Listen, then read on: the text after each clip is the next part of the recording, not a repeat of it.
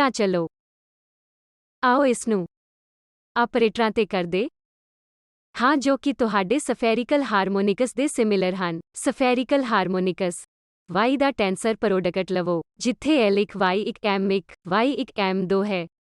ਇਸ ਲਈ ਇਹ ਕੁਝ ਨਹੀਂ ਬਲਕਿ ਇੱਕ ਸਟ੍ਰੈਚ ਸਟੇਟ ਹੈ। ਇਹ ਸਟ੍ਰੈਚ ਸਟੇਟ ਵਾਂਗ ਹੈ। ਸਟ੍ਰੈਚ ਸਟੇਟ ਅਨਕਪਲਡ ਦਾ ਸਿਰਫ ਸਕੁਏਅਰ ਹੋਵੇਗਾ। ਇਹ ਕੇਵਲ ਕੋਐਫੀਸ਼ੀਐਂਟ 1 ਦੇ ਨਾਲ ਅਨਕਪਲਡ ਸਟੇਟਸ ਦਾ ਪ੍ਰੋਡਕਟ ਹੈ। ਇਸ ਨੂੰ ਦੁਬਾਰਾ ਲਿਖੋ ਅਤੇ ਤੁਹਾਨੂੰ ਮਿਲੇਗਾ x square minus y square plus 2ixy ਅਤੇ ਇਸ ਨੂੰ ਥੀਟਾ ਅਤੇ ਫਾਈ ਦੀ ਟਰਮਜ਼ ਦੇ ਵਿੱਚ ਲਿਖਣ ਦੀ ਕੋਸ਼ਿਸ਼ ਕਰੋ। ਜੇਕਰ ਤੁਸੀਂ ਇਹ ਕਰਦੇ ਹੋ, ਤੁਸੀਂ ਇਹ ਦਿਖਾਉਂਦੇ ਹੋ ਕਿ ਇੱਕ ਨਾਰਮਲਾਈਜੇਸ਼ਨ ਤੱਕ ਇਹ y2 ਹੈ। ਇਸ ਲਈ ਰੈਂਕ 2 ਵਾਲਾ ਟੈਂਸਰ ਕੰਪੋਨੈਂਟ q ਪਲਸ 2 ਤੋਂ ਮਾਈਨਸ 2 ਤੱਕ ਜਾਵੇਗਾ। ਤੁਸੀਂ ਰੈਂਕ 1 ਦੇ 2 ਇਰਰੀਡਿਊਸਿਬਲ ਟੈਂਸਰ ਦੇ ਟੈਂਸਰ ਪ੍ਰੋਡਕਟ ਤੋਂ ਕੰਸਟਰਕਟ ਕਰ ਸਕਦੇ ਹੋ। ਸਾਨੂੰ ਪਤਾ ਲੱਗਦਾ ਹੈ ਕਿ ਇਹ ਸਫੈਰਿਕਲ ਹਾਰਮੋਨਿਕ y2 ਦੇ ਅਨੁਪਾਤਕ ਹੈ। ਇਸ ਲਈ ਇਸ ਕੇ q ਅਤੇ lm ਦੇ ਵਿੱਚ ਕੁਝ ਸਮਾਨਤਾ ਹੈ। ਇਸ ਸੰਬੰਧੀ ਹੀ ਮੈਂ ਤੁਹਾਨੂੰ ਪ੍ਰੇਰਿਤ ਕਰਨ ਦੀ ਕੋਸ਼ਿਸ਼ ਕਰ ਰਿਹਾ ਹਾਂ। ਤੁਸੀਂ ਇੱਥੇ ਇੱਕ ਹੋਰ ਸਟੈਪ ਕਰ ਰਹੇ ਹੋ।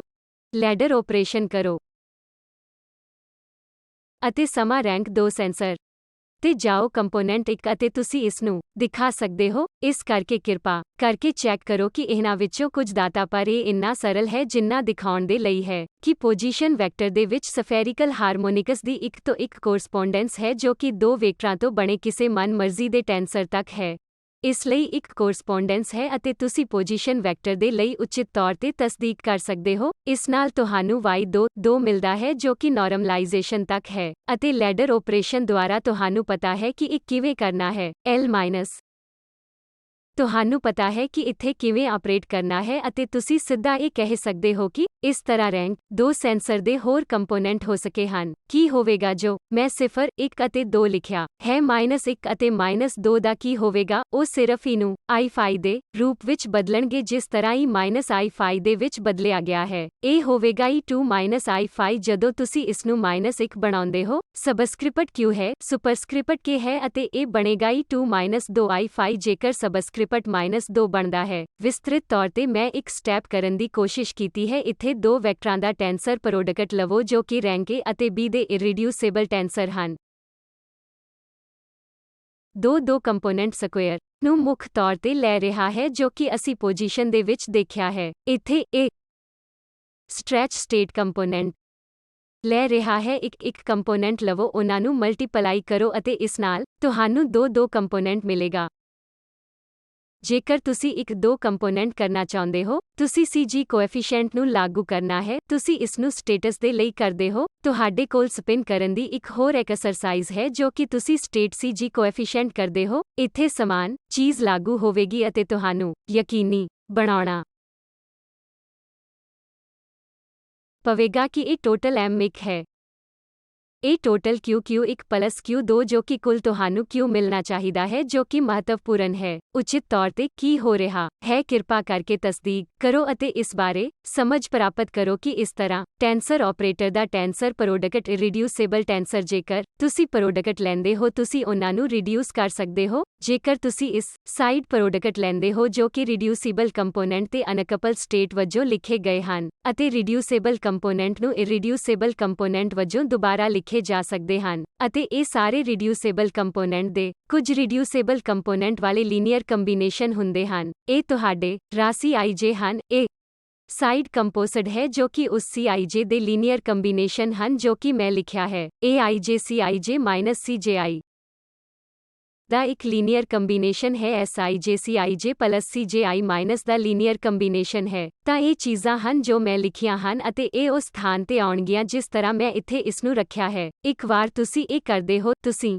ਅਸਲ ਵਿੱਚ ਕਰ ਸਕਦੇ ਹੋ। ਇਹ ਕੁਝ ਅਜਿਹਾ ਹੈ ਜੋ ਪਹਿਲਾਂ ਕਿਹਾ ਹੈ ਠੀਕ Q ਅਸੀਂ ਇਹ k ਬਰਾਬਰ 1 ਦੇ ਲਈ ਕੀਤਾ, ਪਰ ਤੁਸੀਂ ਇਹ ਟੈਂਸਰ ਪ੍ਰੋਡਕਟ ਨੂੰ ਦੇਖ ਸਕਦੇ ਹੋ ਅਤੇ ਬਹਿਸ ਕਰ ਸਕਦੇ ਹੋ ਕਿ ਇਹ ਤਰੀਕਾ ਹੈ ਰੈਂਕ K ਦੇ ਟੈਂਸਰਾਂ ਦਾ ਕਮਿਊਟੇਟਰ ਐਲਜੇਬਰਾ ਅਤੇ ਕੋਈ Q ਕੰਪੋਨੈਂਟ ਇਹ ਨਤੀਜੇ ਨੂੰ ਸੰਤੁਸ਼ਟ ਕਰੇਗਾ।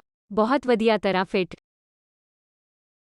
ਹੁੰਦਾ ਹੈ। ਤੁਹਾਨੂੰ ਪਤਾ ਹੈ ਬਹੁਤ ਸਾਰੀਆਂ ਚੀਜ਼ਾਂ ਜੋ ਕਿ ਪੂਰੀ ਤਰ੍ਹਾਂ ਡਿਸਜੋਇੰਟ ਲੱਗਦਾ ਹੈ, ਪਰ ਤੁਸੀਂ ਕੋਸ਼ਿਸ਼ ਕਰਕੇ ਸੰਪਰਕ ਬਣਾ ਸਕਦੇ ਹੋ ਜੋ ਸਾਨੂੰ ਪਤਾ ਹੈ ਅਤੇ ਅਜਿਹਾ CG ਕੋਫੀਸ਼ੀਐਂਟ ਦਾ ਇਸਤੇਮਾਲ ਕਰਕੇ ਹੋਵੇਗਾ। ਠੀਕ ਹੈ, ਇਹ ਸਿਰਫ ਸੰਖੇਪ ਕਰਨ ਦੇ ਲਈ ਜੋ ਅਸੀਂ ਪਹਿਲਾਂ ਗੱਲ ਕੀਤੀ ਹੈ। ਤੁਸੀਂ ਦੋ ਵੈਕਟਰਾਂ ਜਾਂ ਦੋ ਟੈਂਸਰਾਂ, ਦੋ ਇਰਰੀਡਿਊਸਿਬਲ ਟੈਂਸਰਾਂ ਦਾ ਪ੍ਰੋਡਕਟ ਲੈ ਸਕਦੇ ਹੋ ਅਤੇ ਤੁਸੀਂ ਖੱਬੇ ਪਾਸੇ ਦੇ ਪ੍ਰੋਡਕਟ ਨੂੰ ਹੱਲ ਕਰਨ ਦੀ ਕੋਸ਼ਿਸ਼ ਕਰ ਸਕਦੇ ਹੋ ਜੋ ਕਿ ਔਪਚਾਰਿਕ ਤੌਰ ਤੇ ਰਿਡਿਊਸਿਬਲ ਟੈਂਸਰ ਹੈ, ਪਰ ਤੁਸੀਂ Q+S ਦੇ ਨਾਲ CG ਦੇ ਸੰਬੰਧ ਵਿੱਚ ਉਹਨਾਂ ਦਾ ਹੱਲ ਕਰ ਸਕਦੇ ਹੋ ਜੋ ਕਿ ਮੈਂ ਲਿਖਿਆ ਹੈ। ਠੀਕ ਹੈ, ਤਾਂ ਫਿਰ K ਬਰਾਬਰ 1 ਦੇ ਲਈ ਮੈਂ ਵਿਸਤਾਰ ਦੇ ਵਿੱਚ ਦੱਸਿਆ ਹੈ ਅਤੇ ਪਿਛਲੀ ਸਲਾਈਡ ਦੇ ਵਿਚਾਰ 1 ਦੇ ਬਰਾਬਰ ਹੈ। ਠੀਕ ਹੈ, ਇਸ ਲਈ ਇਹ ਸਿਲੈਕਸ਼ਨ ਰੂਲ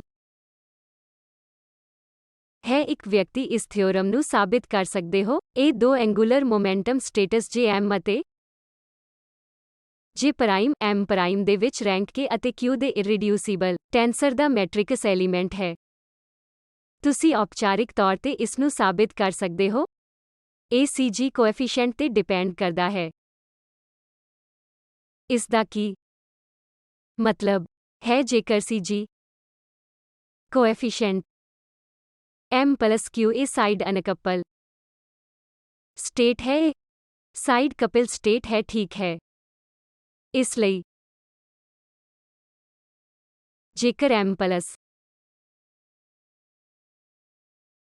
M' ਨਹੀਂ ਹੈ ਤਾਂ CG ਕੋਐਫੀਸ਼ੀਐਂਟ 0 ਹੋਵੇਗਾ। ਸਮਾਨ ਤੌਰ ਤੇ ਇਸ ਮੈਟ੍ਰਿਕਸ ਐਲੀਮੈਂਟ ਨੂੰ 0 ਦੇ ਬਰਾਬਰ ਕੀਤਾ ਜਾ ਸਕਦਾ ਹੈ ਜਾਂ ਤੁਸੀਂ ਐਕਸਪੈਰੀਮੈਂਟਲਿਸਟ ਨੂੰ ਦੱਸ ਸਕਦੇ ਹੋ ਕਿ ਰੈਂਕ 2 ਜਾਂ ਇੱਕ ਵੈਕਟਰ ਦੇ ਕੁਆਡਰੂਪੋਲ ਮੋਮੈਂਟ ਟੈਂਸਰ ਦੇ ਲਈ ਜਿਸ ਦਾ ਮੈਟ੍ਰਿਕਸ ਐਲੀਮੈਂਟ ਹੈ ਅਜਿਹੀ ਟ੍ਰਾਂਜੀਸ਼ਨ ਤੁਸੀਂ ਦੇਖੋਗੇ ਵੀ ਨਹੀਂ, ਇਹ 0 ਹੋਵੇਗੀ। ਇੰਨਾ ਅਸੀਂ ਉਹਨਾਂ ਨੂੰ ਦੱਸ ਸਕਦੇ ਹਾਂ। ਠੀਕ ਹੈ, ਐਂਗੂਲਰ ਮੋਮੈਂਟਮ ਅਲਜੇਬਰਾ ਤੋਂ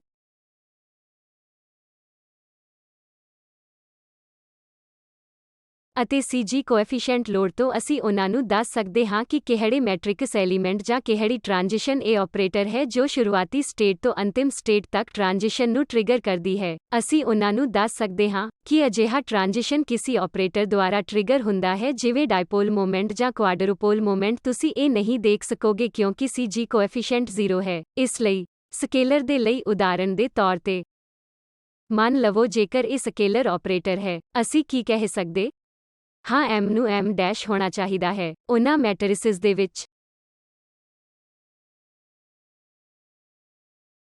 ਕੇਵਲ ਡਾਇਗੋਨਲ ਐਲੀਮੈਂਟ ਮੁਮਕਿਨ ਹਨ। M ਨੂੰ M' ਹੋਣਾ ਚਾਹੀਦਾ ਹੈ ਅਤੇ ਇਸੇ ਤਰ੍ਹਾਂ ਵੈਕਟਰ ਆਪਰੇਟਰ ਦੇ ਲਈ ਮੰਨ ਲਵੋ ਮੈਂ M' ਨੂੰ M+2 ਰੱਖਦਾ ਹਾਂ। ਜੇਕਰ ਮੰਨ ਲਵੋ ਇਹ ਇਰਰੀਡਿਊਸਿਬਲ ਟੈਂਸਰ ਸੀ ਜਿਸਦਾ ਰੈਂਕ 1 ਹੈ, Q+ ਜਾਂ -1 ਅਤੇ 0 ਹੋਵੇਗਾ। ਜਦੋਂ ਤੁਸੀਂ ਉਸ ਵਿੱਚ M ਐਡ ਕਰਦੇ ਹੋ ਤਾਂ ਮੈਨੂੰ M' ਚਾਹੀਦਾ ਹੈ। ਜੇਕਰ ਮੈਂ M' ਰੱਖਦਾ ਹਾਂ ਮੰਨ ਲਵੋ M+3 ਤਾਂ ਇਹ ਮੁੱਖ ਤੌਰ ਤੇ 0 ਹੋਵੇਗਾ। ਤਾਂ ਅਜਿਹੇ ਕੁਝ ਮੈਟ੍ਰਿਕਸ ਐਲੀਮੈਂਟ, ਕੁਝ ਟ੍ਰਾਂਜੀਸ਼ਨ ਐਲੀਮੈਂਟ ਤੁਸੀਂ ਬੀਸ ਕਰ ਸਕਦੇ ਹੋ ਕਿ ਇਸ ਵਿਗਨਰ ਏਕਾਰਟ ਥਿਓਰਮ ਤੋਂ ਮੈਂ ਇਸ ਕੋਰਸ ਦੇ ਵਿੱਚ ਇਸ ਨੂੰ ਸਾਬਿਤ ਨਹੀਂ ਕਰ ਰਿਹਾ ਹਾਂ, ਪਰ ਅਜਿਹਾ ਕੰਪੋਜ਼ਿੰਗ ਵੈਕਟਰ ਦੁਆਰਾ ਕੀਤਾ ਜਾ ਸਕਦਾ ਹੈ ਅਤੇ ਇਹ ਸਟੇਟਸ ਮਾਫ ਕਰੋ ਸਟੇਟਸ ਵਾਲੇ ਆਪਰੇਟਰ ਜੋ ਮੈਂ ਹਾਲੇ ਨਹੀਂ ਕੀਤੇ ਹਨ। ਪਰ ਜੇਕਰ ਤੁਸੀਂ ਇਸ ਨੂੰ ਤਰੀਕੇ ਨਾਲ ਕਰਦੇ ਹੋ ਤਾਂ ਤੁਸੀਂ ਇਸ ਥਿਓਰਮ ਨੂੰ ਸਾਬਿਤ ਕਰ ਸਕਦੇ ਹੋ। ਇਹ ਮੈਟ੍ਰਿਕਸ ਐਲੀਮੈਂਟ ਮੇਰੇ ਕੋਲ ਕੋਈ ਜਾਣਕਾਰੀ ਨਹੀਂ ਹੈ ਜਿਸ ਨੂੰ ਅਸੀਂ ਰਿਡਿਊਸਡ ਮੈਟ੍ਰਿਕਸ ਐਲੀਮੈਂਟ ਕਹਿੰਦੇ ਹਾਂ, ਜਿਸ ਵਿੱਚ ਜਾਣਕਾਰੀ ਹੈ ਕਿ ਕਿਹੜਾ ਆਪਰੇਟਰ ਜੋ ਮੈਂ ਦੇਖ ਰਿਹਾ ਹਾਂ ਅਤੇ ਇਹ ਕੇਵਲ ਸ਼ੁਰੂਆਤੀ ਸਟੇਟ ਅਤੇ ਅੰਤਿਮ ਸਟੇਟ ਦੇ ਕੁੱਲ ਐਂਗੂਲਰ ਮੋਮੈਂਟਮ ਨੂੰ ਦੇਖ ਸਕਦਾ ਹਾਂ। ਇਹ ਉਹ ਜਾਣਕਾਰੀ ਹੈ ਜੋ ਮੇਰੇ ਕੋਲ ਨਹੀਂ ਹੈ, ਪਰ ਨਿਸ਼ਚਿਤ ਤੌਰ ਤੇ CG ਕੋਐਫੀਸ਼ੀਐਂਟ ਹੈ ਮੇਰੇ ਕੋਲ ਜਾਣਕਾਰੀ ਹੈ। ਤਾਂ ਇਸ ਤੋਂ ਮੈਨੂੰ ਪਤਾ ਚੱਲਦਾ ਹੈ ਕਿ ਮੈਂ ਦੱਸ ਸਕਦਾ ਹਾਂ ਕਿ ਕਿਹੜਾ ਐਲੀਮੈਂਟ 0 ਹੈ, ਕਿਹੜੇ ਐਲੀਮੈਂਟ CG ਕੋਐਫੀਸ਼ੀਐਂਟ ਤੋਂ ਨਾਨ-0 ਹਨ। ਪਰ ਜੇਕਰ ਮੈਨੂੰ ਤੁਹਾਨੂੰ ਇਹ ਦੱਸਣ ਦੇ ਲਈ ਕਹਿੰਦਾ ਹਾਂ ਕਿ ਉਚਿਤ ਕੋਐਫੀਸ਼ੀਐਂਟ ਉਚਿਤ ਮੈਟ੍ਰਿਕਸ ਐਲੀਮੈਂਟ ਕਿਹੜਾ ਹੈ ਜੋ ਤੁਹਾਨੂੰ ਮੈਨੂੰ ਦੇਣੇ ਪੈਣਗੇ, ਮੰਨ ਲਵੋ ਮੈਂ ਤੁਹਾਨੂੰ T(0) ਦਾ ਜਵਾਬ ਦਿੰਦਾ ਹਾਂ। ਮੰਨ ਲਵੋ ਮੈਂ ਤੁਹਾਨੂੰ ਦੱਸਦਾ ਹਾਂ ਕਿ ਐਕਸਪੈਰੀਮੈਂਟਲਿਸਟ ਮੈਨੂੰ M' ਦੇ ਲਈ ਅਤੇ 1 ਦੇ MT ਦੇ ਲਈ ਦੱਸਦਾ ਹੈ। 0 ਐਲੀਮੈਂਟ ਹੈ, ਇਹ ਮੈਂ ਮਾਪਦਾ ਹਾਂ। ਮੈਂ ਇਸ ਅਗਿਆਤ ਕਨਸਟੈਂਟ ਦੇ ਬਜਾਏ ਉਸ ਮੇਜ਼ਰਮੈਂਟ ਮਾਪ ਨੂੰ ਇੱਥੇ ਰੱਖ ਸਕਦਾ ਹਾਂ, ਫਿਰ ਮੈਂ ਹੋਰ ਕੰਪੋਨੈਂਟ ਕਰ ਸਕਦਾ ਹਾਂ। ਇਹ ਵਿੰਗਰ-ਏਕਾਰਟ ਥਿਓਰਮ ਦੀ ਪਾਵਰ ਹੈ। ਠੀਕ ਹੈ, ਤਾਂ ਮੈਂ ਤੁਹਾਨੂੰ ਕੁਝ ਉਦਾਹਰਣ ਦਿੰਦਾ ਹਾਂ। ਇਸ ਲਈ ਉਪਰੋਕਤ ਥਿਓਰਮ ਦਾ ਇਸਤੇਮਾਲ ਕਰਕੇ ਅਸੀਂ ਦੇਖ ਸਕਦੇ ਹਾਂ ਕਿ ਸਕੇਲਰ ਆਪਰੇਟਰ ਦਾ ਮੈਟ੍ਰਿਕਸ ਐਲੀਮੈਂਟ ਕੇਵਲ ਡਾਇਗੋਨਲ ਹੋਣੇ ਚਾਹੀਦੇ ਹਨ। ਇਸ ਬਾਰੇ ਮੈਂ ਪਹਿਲਾਂ ਹੀ ਤੁਹਾਨੂੰ ਦੱਸ ਚੁੱਕਾ ਹਾਂ। ਨੌਨ ਡਾਇਗੋਨਲ ਐਲੀਮੈਂਟ 0 ਹਨ। ਮੰਨ ਲਵੋ ਮੈਂ ਤੁਹਾਨੂੰ ਵੈਕਟਰ ਆਪਰੇਟਰ ਦੇ z ਕੰਪੋਨੈਂਟ ਦੇ ਲਈ ਮੈਟ੍ਰਿਕਸ ਐਲੀਮੈਂਟ ਦਿੰਦਾ ਹਾਂ। ਮੈਂ ਤੁਹਾਨੂੰ ਦੱਸਦਾ ਹਾਂ ਕਿ ਜਵਾਬ ਕੀ ਹੈ। ਤੁਸੀਂ ਸਮਾਨ ਵੈਕਟਰ ਆਪਰੇਟਰ ਦੇ x ਕੰਪੋਨੈਂਟ ਨੂੰ ਨਿਰਧਾਰਿਤ ਕਰ ਸਕਦੇ ਹੋ। ਉੱਥੇ ਤੁਸੀਂ ਇਹ ਵਿੰਗਰ-ਐਕॉर्ड ਥਿਓਰਮ ਦਾ ਇਸਤੇਮਾਲ ਕਰ ਸਕਦੇ ਹੋ ਜਿੱਥੇ ਅਨੁਪਾਤ ਕੇਵਲ CG ਕੋਐਫੀਸ਼ੀਐਂਟ ਦੇ ਅਨੁਪਾਤਾਂ ਤੇ ਡਿਪੈਂਡ ਕਰਦੇ ਹਨ। ਤਾਂ ਇਹ ਮੈਂ ਤੁਹਾਡੇ ਤੇ ਛੱਡਦਾ ਹਾਂ। ਮੰਨ ਲਵੋ ਮੈਂ ਤੁਹਾਨੂੰ ਇਹ ਜਵਾਬ ਦਿੰਦਾ ਹਾਂ। ਇਸ ਲਈ ਮੰਨ ਲਵੋ ਅਸੀਂ ਡਾਇਪੋਲ ਮੋਮੈਂਟ ਦੇ ਲਈ ਦੱਸਦਾ ਹਾਂ। ਮੈਂ ਤੁਹਾਨੂੰ ਡਾਇਪੋਲ ਮੋਮੈਂਟ ਦਿੰਦਾ ਹੈ ਕਿ ਬਰਾਬਰ 1 q ਬਰਾਬਰ 0। ਮੈਂ ਕਿਸੇ ਵੈਲਿਊ ਦੇ ਰੂਪ ਵਿੱਚ ਤੁਹਾਨੂੰ ਜਵਾਬ ਦਿੰਦਾ ਹਾਂ, ਕੋਈ ਕਾਂਸਟੈਂਟ k ਜਾਂ ਕੁਝ। ਫਿਰ ਮੈਂ ਤੁਹਾਨੂੰ ਪੁੱਛਦਾ ਹਾਂ ਕਿ ਤੁਸੀਂ t ਆਫ 1 + 1 q ਬਰਾਬਰ +1 ਪਤਾ ਕਰ ਸਕਦੇ ਹੋ। ਕੀ ਤੁਸੀਂ ਇਹ ਕਰ ਸਕਦੇ ਹੋ? ਜੇਕਰ ਇਹ ਦਿੱਤਾ ਗਿਆ ਹੈ ਠੀਕ ਹੈ ਤਾਂ ਇਹ ਤੁਹਾਡੇ ਲਈ ਪ੍ਰਸ਼ਨ ਹੈ। ਮੈਂ ਇਹ ਲਿਖਦਾ ਹਾਂ। ਇਸ ਲਈ ਵਿਗਨਰ-ਐਕॉर्ड ਥਿਓਰਮ ਤੁਹਾਨੂੰ ਦੱਸਦਾ ਹੈ ਕਿ ਜੇਕਰ ਤੁਸੀਂ ਇਸ ਨੂੰ ਲੱਭਣਾ ਚਾਹੁੰਦੇ ਹੋ ਤਾਂ ਇਹ ਪੀਸ ਹੈ ਜੋ ਡਿਪੈਂਡੈਂਟ ਹੈ ਜਿਸ ਨੂੰ ਮੈਂ ਰੀਡਿਊਸਡ ਮੈਟ੍ਰਿਕਸ ਐਲੀਮੈਂਟ ਕਹਿੰਦਾ ਹਾਂ। ਇਹ ਐਕਸਪੈਰੀਮੈਂਟ ਦੁਆਰਾ ਦਿੱਤਾ ਗਿਆ ਹੈ ਪਰ ਫਿਰ ਤੁਹਾਡੇ ਕੋਲ CG coefficient J prime K semicolon M prime ਵੀ ਹੈ। ਕੀ ਮੈਂ ਇਸ ਨੂੰ ਗਲਤ ਕੀਤਾ? ਇਹ ਠੀਕ ਹੈ ਇਸ ਲਈ ਪਰ ਇਹ ਮਾਇਨੇ ਰੱਖਦਾ ਹੈ ਜਿਸ ਮਰਜ਼ੀ ਤਰੀਕੇ ਦੇ ਨਾਲ ਅਸੀਂ ਇਸ ਨੂੰ ਕਰੀਏ। ਇਸ ਲਈ ਤੁਸੀਂ ਇਸ ਨੂੰ ਇਸ ਤਰ੍ਹਾਂ ਲਿਖ ਸਕਦੇ ਹੋ ਠੀਕ ਹੈ। ਇਸ ਨੂੰ ਅਸੀਂ CG ਕੋਐਫੀਸ਼ੀਐਂਟ ਦੀ ਕੰਪੂਟੇਸ਼ਨ ਦੁਆਰਾ ਪਤਾ ਕਰਦੇ ਹਾਂ। ਸਾਨੂੰ ਇੱਕ ਐਕਸਪੈਰੀਮੈਂਟਲਿਸਟ ਦੀ ਲੋੜ ਹੈ। ਇੱਥੋਂ ਅਸੀਂ ਕਹਿ ਸਕਦੇ ਹਾਂ ਕਿ J ਪ੍ਰਾਈਮ M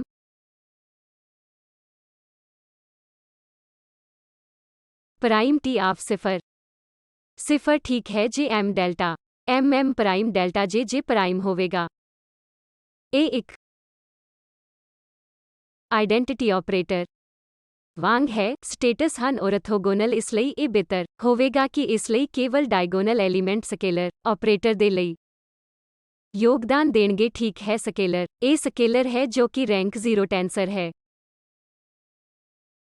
ਇਸ ਲਈ ਹੁਣ ਅਸੀਂ ਇਸ ਨੂੰ ਵੈਕਟਰਾਂ ਲਈ ਕਰੀਏ। ਜੇਕਰ ਮੈਂ ਵੈਕਟਰ ਦੇ ਲਈ ਇਸ ਨੂੰ ਕਰਦਾ ਹਾਂ, ਮੰਨ ਲਵੋ ਮੈਂ ਤੁਹਾਨੂੰ